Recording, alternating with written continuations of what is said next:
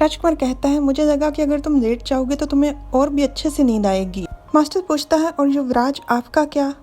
राजकुमार कहता है, मेरा क्या, मुझसे ज़्यादा तुम्हें आराम की ज़रूरत है। वैसे भी तुमने कहा था कि तुम कुछ दिनों से लगातार बहुत ही व्यस्त थे। मैं तुम्हें अनुमति देता हूँ, तुम अपने जूते उतार कर आराम से सो जाओ। मास्टर कहता है, मुझे हैरानी हो रही है। तो राजकुमार कहता है, हैरानी किस बात की? यही कि आप मेरी सोच से भी ज़्यादा दयालु हैं। राजकुमार मुस्कुराकर पूछता है, तो फिर तुम्हारी सोच में मैं किस तरह का, किस किस्म का व्यक्ति था? तुम्हें क्या लगता था कि सभी रजवाड़े बहुत ही पत्थर दिल होते हैं? मास्टर बिना बात को बदले हुए कहता है, युवराज जहाँ तक मुझे लगता था, हाँ। क्या तुम मेरे सामने बैठकर मेरे मुंह पर ही मेरी बुराई करोगे?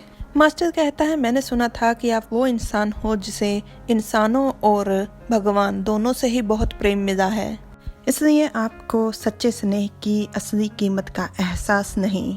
राजकुमार कहता है, अब तो तुमने देख लिया कि मैं किस तरह का इंसान हूँ, अब तुम्हारे क्या विचार हैं?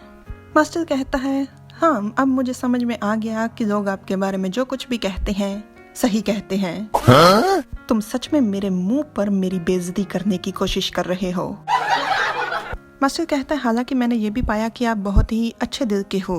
राजकुमार कहता है, मैं समझा नहीं, क्या तुम्हारे कहने का मतलब ये है कि मुझे दयालु नहीं होना चाहिए? मास्टर कहता है, हाँ युवराज, ये बहुत ही गलत सा महसूस होता है। राजकुमार कहता है, छोड़ो भी, मैं इतना भी दयालु नहीं हूँ। मास्टर कहता है, युवराज मैं आपकी गोद में सर रखना चाहता हूँ। ये बात सुनकर राजकुमार एकदम चौंक कर कहता है, क्या क्या कहा तुमने? और मन में कहता है, क्या मैंने बिल्कुल सही सुना? मास्टर फिर से अपनी बात को दोहराते हुए कहता है, युवराज मैं आपकी गोद में सर रखना चाहता हूँ, क्या आप मुझे अनुमति देंगे? राजकुमार थोड़ा हैरान था और थोड़ा घबरा कर कहता है, छाप की प्रतिक्रिया, उसका क्या होगा? मास्टर कहता है, तो फिर बस थोड़ी देर के लिए, सिर्फ कुछ पलों के लिए। मास्टर प्यार से पूछता है, क्या मैं? राजकुमार थोड़ा घबराया हुआ था और फिर गहरी सांस लेते हुए कहता है, ठीक है, वादा करो, बस थोड़ी देर के लिए। मास्टर ने राजकुमार की गोद में सर रखा हुआ था और कहता है, युवराज अब अपनी टांगों पर थोड़ा दबाव डालना बंद करेंगे? राजकुमार कहता है, अगर तुम अपने जूते उतार दोगे तो तुम्हें थोड़ा बेहतर महसूस नहीं होगा, ज्यादा आरामदायक? थोड़ी देर राजकुमार के चेहरे की तरफ देखने के बाद मास्टर कहता है, मुझे बस समझ नहीं आता, क्यों? राजकुमार कहता है, अब क्या हो गया? क्या क्यों? यही कि आप इतने ज्यादा दयालु क्यों? इतना कहकर राजकुमार की तरफ मास्टर अपना हाथ बढ़ा, उसके चेहरे को अपने चेहरे के पास ला, उसके होठों पर किस कर देता है, एक काफी लंबी और डीप किस।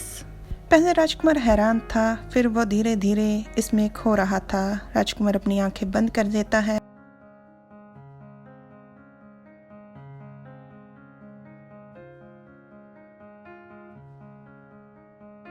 उन दोनों के फेरोमोन्स एक दूसरे को घेर रहे थे।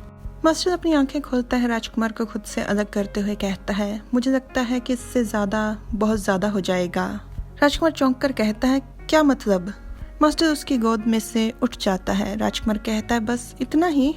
मास्टर कहता है, मुझे लगता है कि इससे ज्यादा आपके लिए बहुत ज्यादा हो जाएगा। राजकुमार थोड़ा निराश होकर कहता है, ओह, मेरे ख्याल से तुम ठीक कह रहे हो। राजकुमार मास्टर को शुभ रात्रि कहता है और मास्टर राजकुमार को लंबी चौड़ी शुभ इच्छाएं देते हुए शुभ रात्रि का उत्तर देता है। राजकुमार गहरी नींद में सो रहा था। सुबह हो चुकी थी। मास्टर राजकुमार को आवाज लगाता है, उठने का समय हो गया है युवराज। राजकुमार मास्टर की गोद में सर रख कर सोया हुआ था। वो उठने से आनाकानी करता है और अचानक से उसका जी कच्चा होने लग जाता है, जिसके बाद तुरंत उसे उल्टी आ जाती है, इतनी जल्दी कि उसे उठने का भी समय नहीं मिलता। मास्टर राजकुमार के चेहरे को रुमाल से पोंछता है और राजकुमार कहता है, क्या हुआ? मास्टर कहता है, आपकी छाप की प्रतिक्रिया शुरू हो गई है। राजकुमार कहता है, ओह, और अचानक से वो घबरा जाता है जब देखता है कि उसने मास्टर की गोद में ही उल्टी कर दी।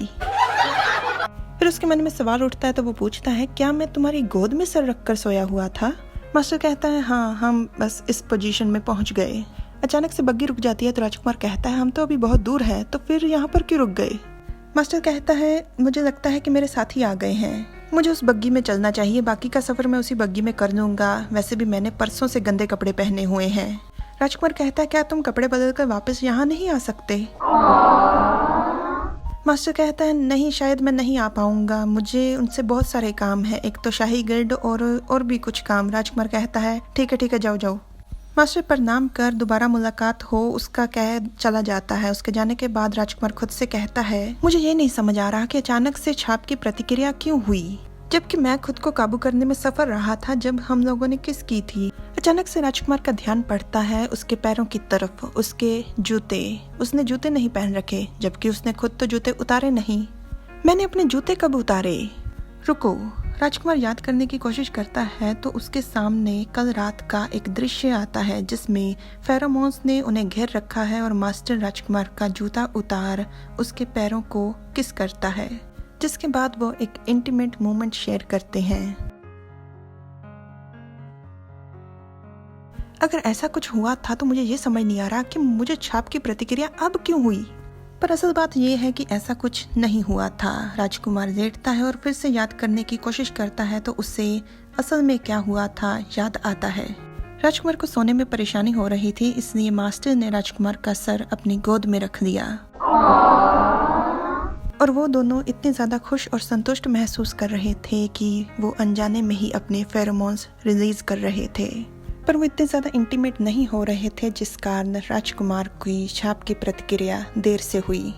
राजकुमार कहता है, हाँ अब बताओ कि कौन ज्यादा दयालु और अच्छे दिल का है।